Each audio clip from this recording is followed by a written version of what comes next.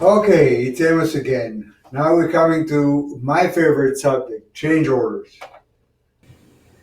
Before we start working on change orders, I want to talk about the philosophy of change orders. There are many of our clients, and I find in the years as a contractor and the years as a trainer to other contractors, I found that contractors, as a rule, concerned or scared of submitting a change order for various reasons.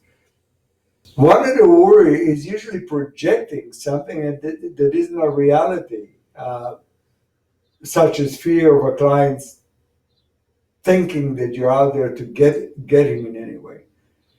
And I see this so often where clients are projecting that and anticipating a lashback from a client because they're submitting a change order.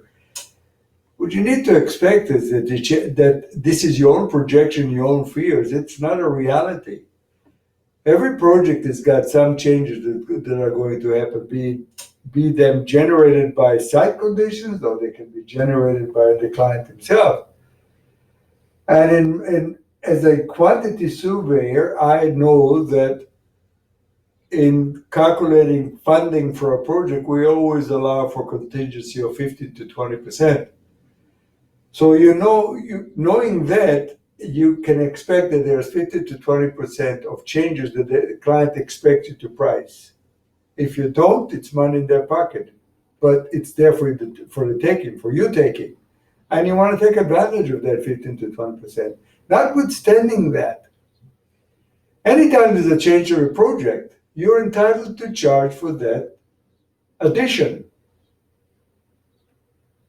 It's a cost. You can't walk away from it. You got to price it. You got to charge for it. So don't be afraid to do that. There's a short story I'm going to tell you. A client of ours was doing a major renovation in the house. He was afraid to price a change order because he was afraid it was going to be about $60,000, $70,000, and he was afraid to take it to the owner. And I literally had to work with him for about 2 hours to get him past that point, just for him to lose that fear. Later on in the evening, he called me up and he said, I have no idea what I was afraid of. I priced a change order with $68,000. I took it to the client, put it in front of him. He signed it, no comment, no complaint, nothing. All the fears and the butterflies and the pain in my stomach and everything else that I was going through was my own issues. That's exactly what I'm talking about. This is the same thing that I see happening over and over again. So don't be afraid. Price a change order, stand your ground. You're a contractor, you're not a Salvation Army. You don't do things for free. Change orders is the opportunity to make the money on a project that you went in tight to start to begin with. And many times in my career as a mechanical contractor, I look at a project and I can see that there's going to be a lot of changes on the project because it was either over-designed or under-designed, or there are many errors in the drawings.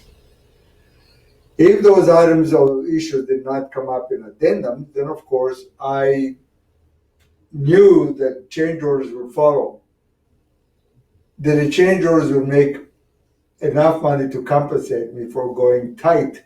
If I see a project that I would anticipate a lot of change orders in, then of course I would bid really tight with my profit markup and then make it up in change orders. So knowing that, this is the money you want to tap into, that 15 to 20%. If your contract is a proper contract to start with, then claiming change order is not a problem. However, if you got into a contract for a stipulated sum project and your extras and change orders pricing is not detailed, you will run into problems. So start by making sure that your contract is properly prepared, all the T's are crossed and all the I's are dotted, and the change order pricing is detailed as part of the 12 essentials. All right, before I go any further, I will ask Dan to join me in here and he'll explain the dashboard, and then I will walk through the pages with his assistant. So So we're go going ahead, to Dan. talk about the home page here. When you open change orders, it opens onto this home page, and it shows this flow chart just like everything in Isaac does. And each of these is a button. When you click on it, you go to that page just like everywhere in Isaac. It's got a start here button, so you know to start on the dashboard. Up top, it's got a drop down menu. If I click on it, I can open the change order I've already made. I can save a change order I'm working on now. I can change it from a contemplated change order to an accepted change order, which we'll be talking about as we move along. Or I can return back to Isaac. Over here on the right-hand side, there's a button called Instructions. When I click on Instructions, I get 3 choices. There's online video instructions. There's PDF instructions. We'll just simply call up a PDF of the instructions for change orders, which you can print and save, or you can just read through on screen. Or I can pick on or in program instructions. If I pick that, it will cause question marks to show up on the page. The biggest question mark is usually an overview. So it says change orders homepage overview, and it gives you an overview of this page. If I click on this question mark, it will tell you all about this drop-down menu. So if you can't remember what I say in this video, just click on the question mark. It will explain it all on screen in front of you as you're working. If I click on this, it will explain the buttons that are on the home page. So anytime you're wondering about anything, if you click on the in-program instructions, chances are there's a question mark that will tell you all about what you need to know. That's it for the home page. We're going to go on to the dashboard next.